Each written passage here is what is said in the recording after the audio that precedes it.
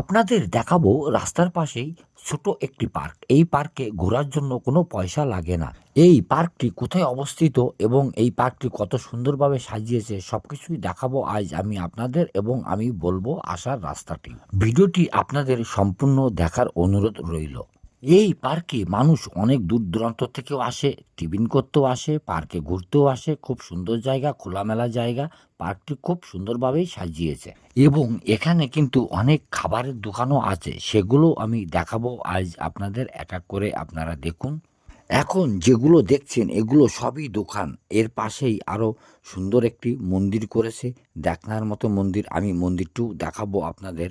মন্দিরের পাশেই ঘোড়া একটি সারথি করেছে, সেটাও দেখাবো আপনাদের। আপনারা দেখতে থাকুন এবং রথের উপর কে কে বসে আছে সেটাও আপনারা দেখবেন। এই জায়গাটি খুব সুন্দরভাবেই সাজিয়েছে। এটি দুর্গা মায়ের দৃশ্য। এরকম দৃশ্য এখানে এক এক করে সাজিয়ে তুলেছে। আরও অনেক আছে, সব কিছুই দেখাবো আপনাদের। প্রায় 1 কিলোমিটার নিয়েই এই সব দৃশ্যগুলো তৈরি করেছে এখানে। ইনি আবার পার্কের ভিতরে বাচ্চাদের নিয়ে ঘুরতে এসেছে, এই দৃশ্যটি দেখিয়েছে এখানে। এইরকম আরও ভালো ভালো দৃশ্য দেখার জন্য আপনাকে এখানে আসতে হবে। এটা হচ্ছে পাটুলির ঝিল পাড়। এখানে আবার মা সারদা রামকৃষ্ণকে নিয়ে রথ ছুটছে। এখানে সুন্দর একটি মন্দির তৈরি করেছে। মন্দিরের সামনেই মা কালী বসে আছে, দুপাশে ঢাক বাজাচ্ছে দুইজনা। দেখুন, এরকম দেখার মতন অনেক দৃশ্য তৈরি করেছে এই পাটুলি ঝিল পাড়ে।